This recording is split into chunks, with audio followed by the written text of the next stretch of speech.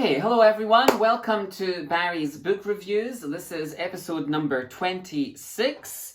And today I'm reviewing a collection of short stories by Pyun Hye-young called Evening Proposal. The Korean title is 저녁의 구애. Apologies again for my terrible Korean pronunciation. I've talked about Pyun Hye-young before. I've already reviewed her novel The Hole. So you can find that video elsewhere on the channel. Pyun Hye-young is an extremely, very highly acclaimed novelist here in South Korea. So highly acclaimed for writing novels and short stories. We're talking about her short stories today.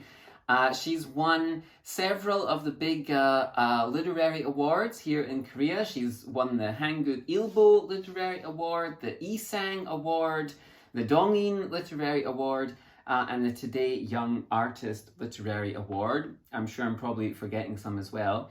And in 2017, that was the year that she really first came to international attention when this novel, The Hole, was translated into English. And it's a psychological horror story.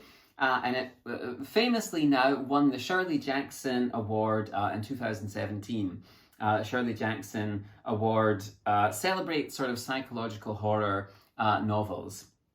And at the time it was published, she was compared to all sorts of people. She was compared to Stephen King, which was perhaps to be expected because the plot is superficially similar to Misery, one of his famous novels. She was also compared to Alfred Hitchcock at the time. Generally speaking, at the time, lots of critics were kind of falling over themselves to recommend this book, and it's a good book. So you can go and watch that video elsewhere on the channel. Since then, she's had 2 more novels translated into English. I have both those novels, but I only have the Kindle editions of those novels. I really wish that I bought all of my Korean novels, all of my Korean books in physical copies, just so I could add them to the collection. And maybe one day I'll get around to replacing my digital copies with physical copies. But at the moment, I've got her other 2 novels as digital copies. The next novel that she had translated was called City of Ash and Red. And the comparison that kept coming up for that book when it was published was Franz Kafka. It's a great book. I actually enjoyed that a lot more than The Hole. And it's a pandemic novel as well. It's about a pandemic happening in a city. It was written before COVID though. Super interesting book. I'll definitely try and review that sometime soon. And then most recently she had another novel published, translated into English called The Law of Lines, which is kind of a thriller, social commentary, crime novel. Again, fantastic book. And when Squid Game, the very popular Korean Netflix show, came out, there were several people who I saw talking online, drew comparisons between the Pyun Hye-young novel, The Law of Lines, and Squid Game. So it's interesting to think about them in connection. And I'll try and review that book sometime soon and talk about the similarities or connections when I do that review. She also has, Pyun also has several short stories available. So for example, she has a story in the Asia Publishers Red Book collection called The Canning Factory. And I'll try and review that sometime soon as well. She also has at least 2 stories available in the Azalea Journal of Korean Literature. You can find this online. I think the stories, all of these, the stories are available online. So if you go to the Azalea website, I think you can find at least 2 of Pyun Hye-young's short stories there. And I'm sure there was another magazine, there was another online publication which had 3 of her stories. And if you Google, if you go to the internet you'll be able to find those stories online. They're great stories as well. But today we're specifically talking about this collection, right? And this was published by the Dalkey Archive. It's part of the Library of Korean Literature. It's number 23 in the collection. You can see the rest of the collection behind me here. And I've already reviewed a couple of books. I think I've reviewed a couple of books already from the collection. But this was actually, I think this was her first book. This actually came out before The Hole. And, you know, since The Hole was published, since those other novels were published, she's become a big name and has lots of fans. But perhaps people aren't familiar with this one. So if you are a fan of Pyun Hye-young because you read The Hole or The Law of Lines or one of the other books, then, you know, this is definitely worth going back and checking out. And it's called Evening Proposal. And Pyun is well known, like I said, so very well known among Korean literary critics, and very well known for writing stories that are full of gore and grotesque and gruesome imagery. This was something that she was known for, especially perhaps in the earlier part of her career. And so it's interesting to think about, why is she drawn to this very gruesome, disgusting type of imagery, and what type of themes does she marry with this sort of disturbing and upsetting imagery? And there's a great quote. There was a Korean literary critic called Lee Kwang-ho, and when he reviewed one of her Korean short story collections, the headline for the review was "Welcome to Hard Gore Wonderland." And she certainly does have lots of stories that have this sort of grotesque imagery and very disgusting things happening to people's bodies. So think maybe early David Cronenberg movies or something like that. People's bodies having these disgusting experiences. And I think some of that, you know, grotesque, disgusting imagery and this sort of fascination with corrupted bodies, we do find that in this collection. We do find that in Evening Proposal, but not as much as in some of those other stories that you can find online. In this collection, she's moved away from, you know, the sort of explicitly grotesque, and she's more working in the area of, you know, uncanny and unsettling sort of territory.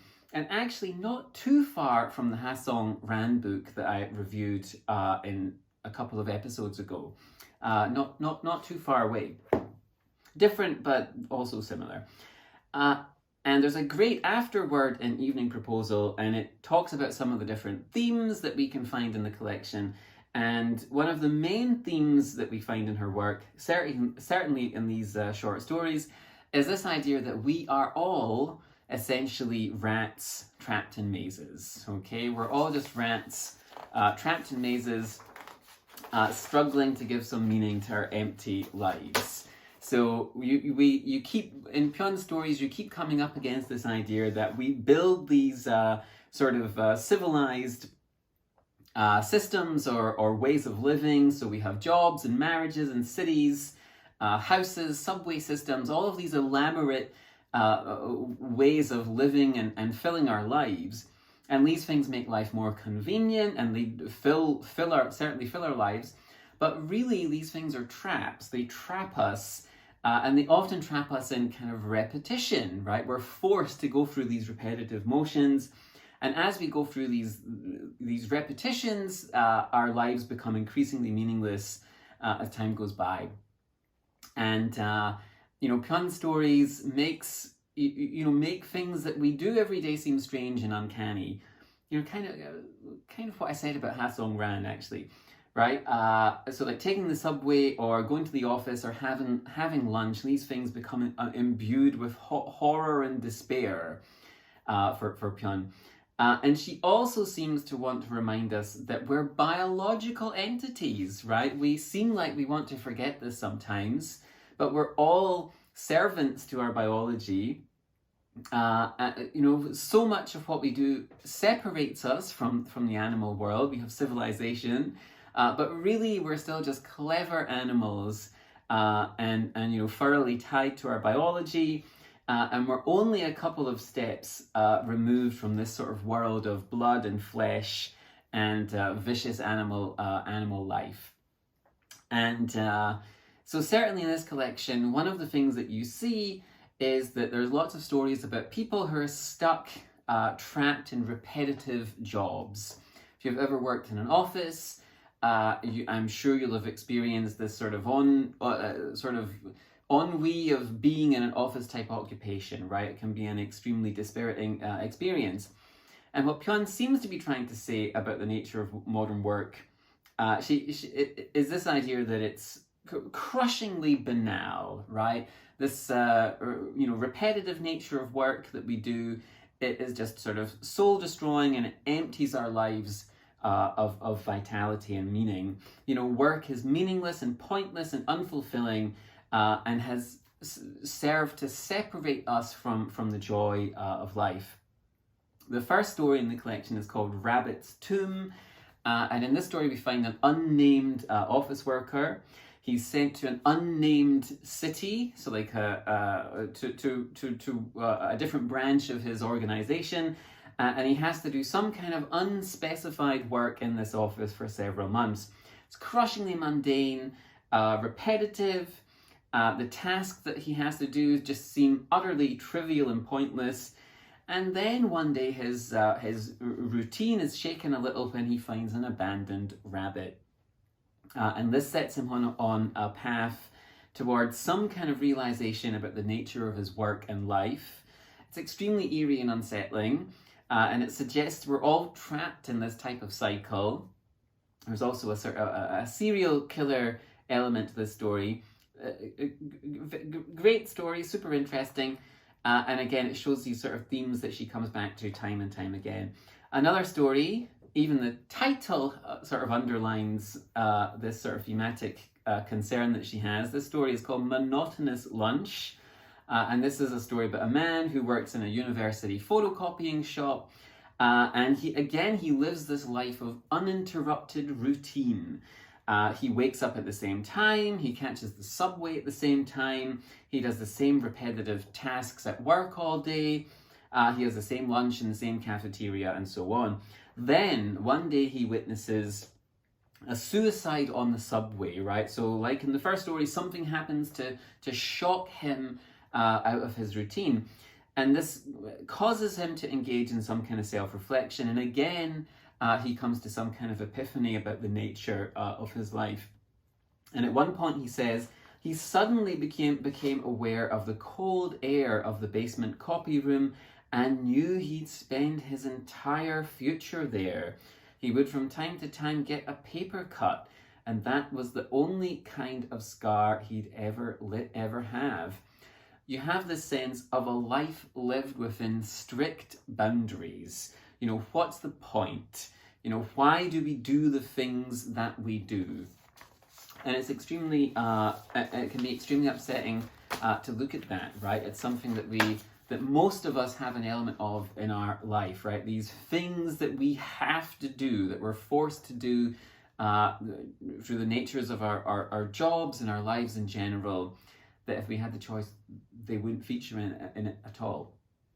What about bodies? Okay, so I said that Pyun often writes about the human body breaking down in some way, right? What does she say in this collection? Okay, so she does write a lot about this idea that horrible things can happen to bodies, okay? It's more obvious in stories that aren't in this collection. She has this habit of portraying corrupted flesh or infected bodies. And one of the stories that isn't in this collection is about a man whose wife was lost on a sort of river, by a river, and her body was never found. And after the police start contacting him, the police contact him every now and again and say, "Oh, we found an arm. Could you come and look at this arm or leg or whatever and see if you can identify if it's your wife?" It's a very creatively disturbing and unpleasant concept. There's nothing quite so disturbing in this book, but there's still some great examples. So in the story Out for a Walk, again, we have another office worker. This office worker has a pregnant wife. He's relocated to a different branch of his office in a sort of a rural area, a rural town. And his new house is sort of, there's a huge dog in the area, in the neighborhood of his new house. and also possibly a wild boar. And he's sort of intimidated by these animals, by the presence of these animals. And when he can't take this sort of the psychological burden this puts on him, he takes rather drastic action. But this decision ultimately leads to his downfall, and he meets a very unpleasant end in a forest. And it seems like what Pyun is doing with this story is, again, she's sort of showing us this idea that savagery, lurks just beneath the surface of our sort of carefully constructed civilization. It's just right there. If you scratch the surface, we have this sort of savagery still lurking there. Sort of animal nature is just waiting there to come out again. And there's several other examples of this in these stories. If I had a favorite story in this collection, so I like most of the stories in this collection.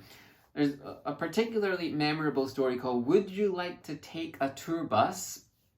And it seems like the story presents two average office workers who have been given an unusual task. They have to transport a large sack, the contents of which they do not know. They don't know what is in this large, heavy sack. They first have to take it to one location, and then their boss contacts them and tells them to take it somewhere else, and so on. They don't know why they're doing this. They don't know what the reason for transporting this burden is. They don't know what's in the sack, and they don't know where they're going, right? They don't have any control over their destiny. And as you read, you can't help but think that it is, of course, a dead body, surely, right? The sack grows increasingly smelly as time passes, and perhaps they're in denial over what the contents are.